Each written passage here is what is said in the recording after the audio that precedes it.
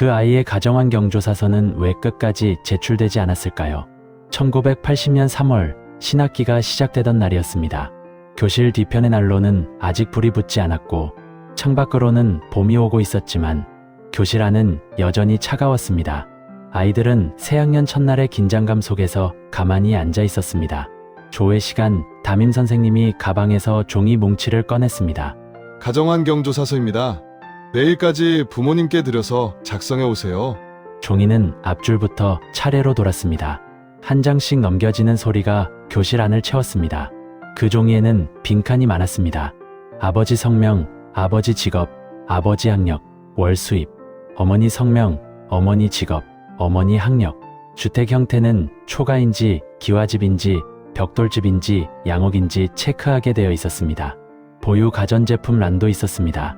텔레비전, 냉장고, 전화기, 전축, 각각 괄호 안에 체크하도록 되어 있었습니다. 형제 수를 적는 칸도 있었고 집안 분위기를 서술하는 칸도 있었습니다. 담임 선생님은 칠판에 크게 적었습니다. 내일 아침까지 꼭 가져오세요. 아이들은 고개를 끄덕였습니다. 누구도 이 종이가 무엇을 의미하는지 깊이 생각하지 않았습니다. 그저 내일까지 제출해야 하는 숙제일 뿐이었습니다. 그날 저녁, 집으로 돌아온 아이들은 부모님께 종이를 건넸습니다. 어떤 집에서는 어머니가 받아들고 한숨을 쉬었습니다. 어떤 집에서는 아버지가 담배를 피우며 오랫동안 종이를 바라봤습니다. 어떤 집에서는 아무 말 없이 종이를 접어서 서랍에 넣어버렸습니다. 다음 날 아침, 종이는 앞줄부터 차곡차곡 거쳤습니다. 첫 번째 줄, 두 번째 줄, 세 번째 줄. 선생님은 제출된 종이를 한 장씩 받아 들고 책상 위에 쌓아갔습니다. 그런데 맨 뒷줄 창가 자리, 그 아이 책상 위는 비어 있었습니다. 가정환경조사서 안 가져왔어요? 선생님이 물었습니다. 그 아이는 고개를 숙였습니다. 집에 두고 왔어요.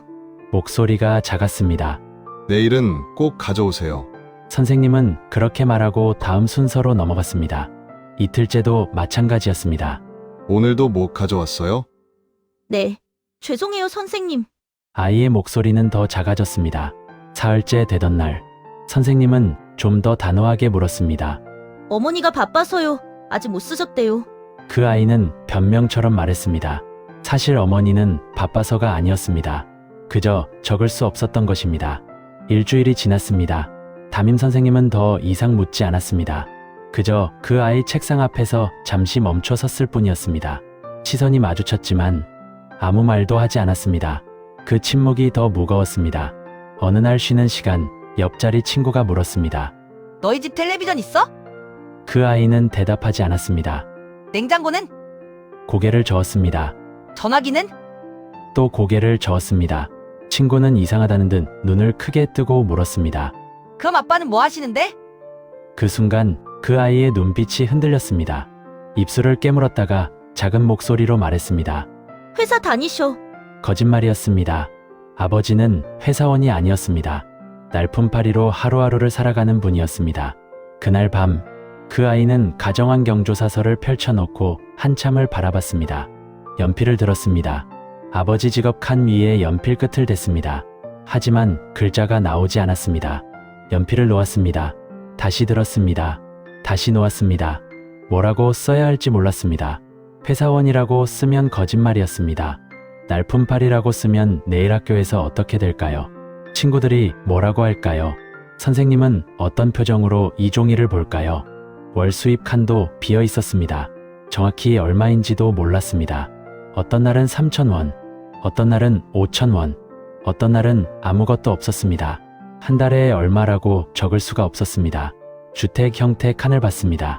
초가, 기와집, 벽돌집, 양옥. 우리 집은 어디에 해당할까요? 비가 오면 물이 새는 판잣집이었습니다. 4개의 선택지 중 어디에도 체크할 수 없었습니다. 보유 가전제품란을 봤습니다.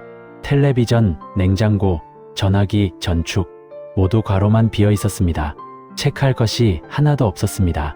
여름에는 음식이 쉽게 상했고 겨울에는 문풍지를 바르고 이불을 덮어도 추웠습니다.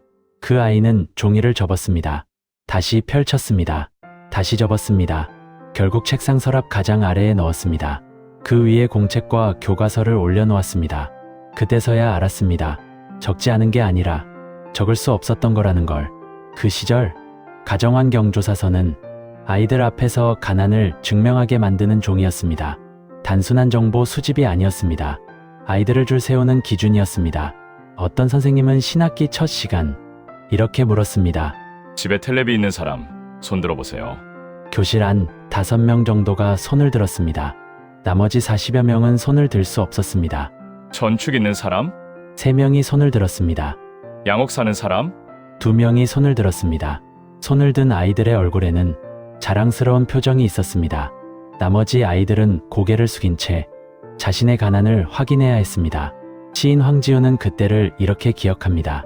학교에서 지식이 아니라 수치심을 배웠다. 매 학기마다 정기적으로 가난을 확인해야 하는 시간이었습니다. 그 시절 가정환경조사서에는 이런 항목들이 있었습니다. 월 수입에는 구체적인 숫자를 적게 되어 있었습니다. 주택 형태는 초가, 기와집, 벽돌집, 양옥 중 하나를 선택하게 되어 있었습니다.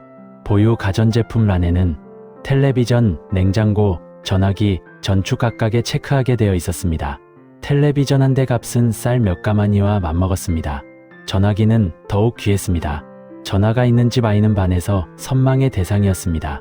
그래서 많은 아이들이 거짓말을 했습니다. 부모님의 직업을, 학력을, 있지도 않은 가전제품을 적을 수밖에 없었습니다. 어떤 아이는 이렇게 적었습니다. 아버지 직업, 회사원, 실제로는 막노동이었습니다. 어머니 학력, 고졸, 실제로는 국민학교도 졸업하지 못했습니다.